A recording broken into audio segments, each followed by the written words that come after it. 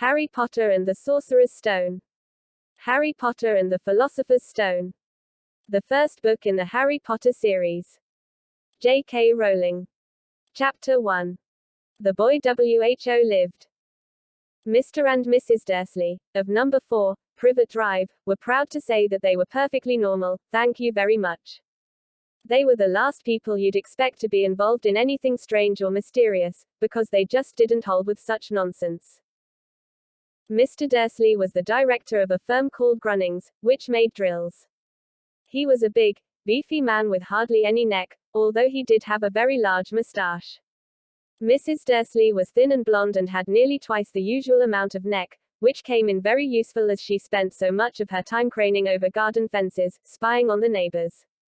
The Dursleys had a small son called Dudley, and in their opinion there was no finer boy anywhere. The Dursleys had everything they wanted, but they also had a secret, and the greatest fear was that somebody would discover it. They didn't think they could bear it if anyone found out about the Potters. Mrs. Potter was Mrs. Dursley's sister, but they hadn't met for several years. In fact, Mrs. Dursley pretended she didn't have a sister, because her sister and her good-for-nothing husband were as un-Dursleyish as it was possible to be. The Dursleys shuddered to think what the neighbors would say if the Potters arrived in the street. The Dursleys knew that the Potters had a small son, too, but they had never even seen him. This boy was another good reason for keeping the Potters away. They didn't want Dudley mixing with a child like that. When Mr. and Mrs. Dursley woke up on the dull, grey Tuesday our story starts, there was nothing about the cloudy sky outside to suggest that strange and mysterious things would soon be happening all over the country. Mr. Dursley hummed as he picked out his most boring tie for work, and Mrs. Dursley gossiped away happily as she wrestled a screaming Dudley into his high chair. None of them noticed a large, tawny owl flutter past the window.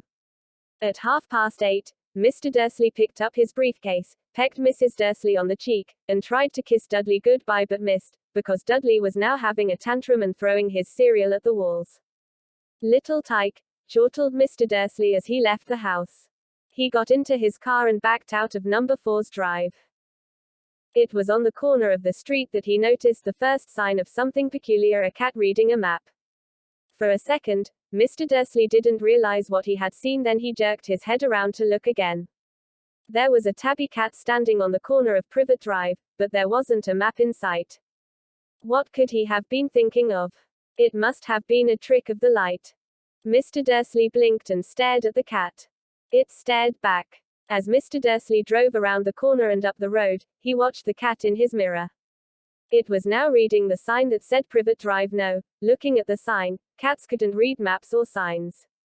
Mr. Dursley gave himself a little shake and put the cat out of his mind. As he drove toward town, he thought of nothing except a large order of drills he was hoping to get that day. But on the edge of town, drills were driven out of his mind by something else. As he sat in the usual morning traffic jam, he couldn't help noticing that there seemed to be a lot of strangely dressed people about.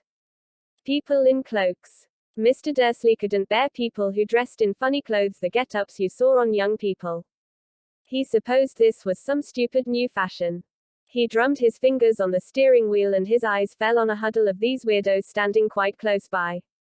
They were whispering excitedly together. Mr. Dursley was enraged to see that a couple of them weren't young at all. Why, that man had to be older than he was, and wearing an emerald green cloak. The nerve of him.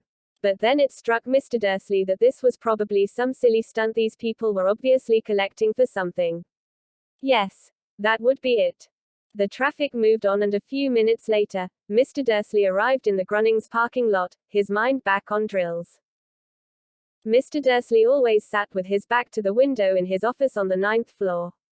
If he hadn't, he might have found it harder to concentrate on drills that morning. He didn't see the owls swooping past in broad daylight, though people down in the street did. They pointed and gazed open-mouthed as owl after owl sped overhead. Most of them had never seen an owl even at nighttime. Mr. Dursley, however, had a perfectly normal, owl-free morning. He yelled at 5 different people. He made several important telephone calls and shouted a bit more. He was in a very good mood until lunchtime, when he thought he'd stretch his legs and walk across the road to buy himself a bun from the bakery. He'd forgotten all about the people in cloaks until he passed a group of them next to the bakers. He eyed them angrily as he passed. He didn't know why, but they made him uneasy. This bunch were whispering excitedly, too, and he couldn't see a single collecting tin. It was on his way back past them, clutching a large donut in a bag, that he caught a few words of what they were saying. The Potters, that's right, that's what I heard, yes, their son, Harry. Mr. Dursley stopped dead. Fear flooded him. He looked back at the whisperers as if he wanted to say something to them, but thought better of it.